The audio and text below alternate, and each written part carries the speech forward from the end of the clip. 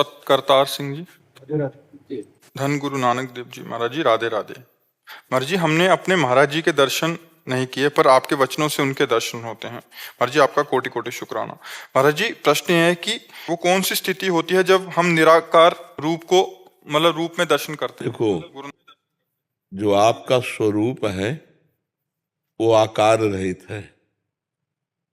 आकार आपका स्वरूप नहीं है और स्वरूप का कोई आकार नहीं है। स्वरूप जिस आकार को पकड़ लेता है वो उसी में तदात्म हो जाता है। वो होता नहीं है पर तदात्म हो जाता है। जैसे हम उदाहरण में बता रहे हैं आपको, एक आदमी रिक्शा चलाता है और उससे कहो ए रिक्शा, खड़ा हो जाएगा ना? क्या वो रिक्शा है क्या? उसने रिक्शा पर तदात्म कर लिया, तो ए रिक्शा कहने से खड़ा हो गया। कुछ दिन बाद उसने फिर टैक्सी खरीद ली।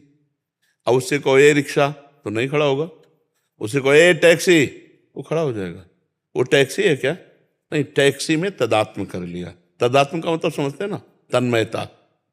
तो ऐसे ही हमने इस आकार पे तन्मयता कर ली तो पुरुष, इस आकार में कर ली तो स्त्री। 83,99,999 योनियां और भी हैं मनुष्य योनि के अलावा। जहां जहां आकार में तदात्म कर लिया, वो उसी तदात्मता के कारण अपने को समझता वस्तुता वो निराकार है। आत्मा का कोई आकार है क्या? कोई आकार नहीं। सबके अंदर है लेकिन कोई आकार नहीं है। जो काला है कि गोरा है कि स्त्रीलिंग है कि पुरुषलिंग है, ये सब शरीर के हैं। ये सब लक्षण जड़ शरीर के हैं। वो अच्छा है कि बुरा, ये स्वभाव के हैं, ये अंतःकरण के। वो इन सबका साक्षी है। वो जो सबका साक्षी वही परमात्मा है। वही तुम में भी है, सब में है। अब हम लोग फंस गए आकार में। आकार में फंस गए ना, ईमानदारी से देखो, आकार में फंसे कि नहीं?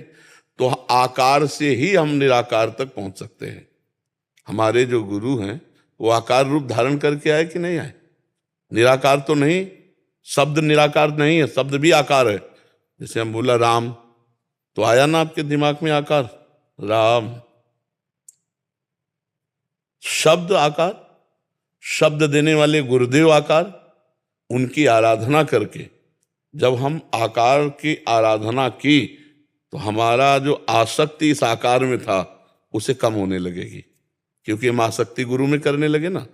और जे ही गुरु में आसक्ति की पूर्ण रूप से, तो गुरु की कृपा से जो निरंकार है, जो निराकार है, अपना स्वरूप, गुरु का स्वरूप, वही परमात्मा है, परमेश्वर है।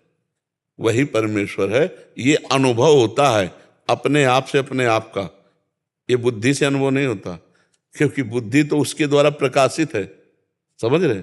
बुद्धि को जो बुद्धि तत्व में ज्ञान आया है वो तो उसके द्वारा आया है। वो उसको कैसे जान सकते?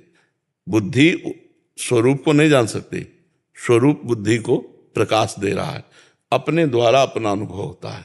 अब अपने द्वारा ये बात कहें तो तुरंत शरीर पे आएगी दृष्टि? नहीं। हाँ, यही दृष्टि हटती है गुरु उपासना से, गुरु वाणी की कृपा से, गुरु उपासना से यही दृष्टि हटती है। ध्यान मूलम गुरु मूर्ति, पूजा मूलम गुरु पदम, मंत्र मूलम गुरु वाक्यम, मोक्ष मूलम गुरु कृपा। कोई आज तक ऐसा एक भी नहीं है जिसने अपने गुरु की, परमेश्वर की आराधना न की हो और उसे बोध हो गया हो, तत्व बोध हो गया हो। तो अपने आकार रूप गुरुदेव की शरण होकर आकार रूप नाम वाणी, जैसे हम कह रहे हैं ओम, तो आकार आया कि नहीं आया? कि ओम का क्या आकार है? आया कि नहीं आया? ओम, तो आ गया ना आकार। इसी से हम निराकार में पहुंच जाएंगे। आकार सीढ़ी से निराकार में अनुभव में आ जाएगा। वो ऐसे अनुभव में नहीं आता। वही आकार धारण किए वही निराकार है। जो निराकार है वही आकार है, जो आकार है वही निराकार है। अंतर इतना नहीं। जैसे पानी और बर्फ में क्या अंतर है? पानी ने आकार धारण किया तो बर्फ में है क्या? पानी ही तो है ना। और जब बर्फ का आकार पिघला तो पानी और बर्फ में जैसे भेद नहीं, ऐसे आकार और निराकार में भेद नहीं। वही परम तत्व विराजमान है। हम जहाँ धारणा करते हैं वैसे ही धारणा से हमें अनुभव में आता है।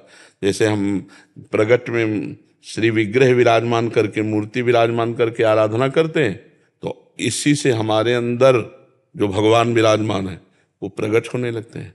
और बाहर के, जब ध्यान आया तो बाहर की आरती, और जब अंदर हुए तो अंदर की आरती शुरू है, वही बाहर है वही अंदर है। ये नाशवान मायाकृत है। ये इसे हम सत्य मान करके अपना स्वरूप मान रहे हैं कि मैं हूं, भाई यही भ्रम हट जाए तो तत्वबोध हो जाए। इसीलिए गुरु आराधना, इसीलिए नाम जप, इसीलिए भजन है। धीरे धीरे अज्ञान मलिनता हटे और ज्ञान प्रकाश आवे तो हम देख पावे कि हम शरीर नहीं है, हम मन नहीं है, हम बुद्धि नहीं है, हम स्वभाव नहीं है, हम परमात्मा स्वरूप है, परमेश्वर स्वरूप है। समझ रहे जी।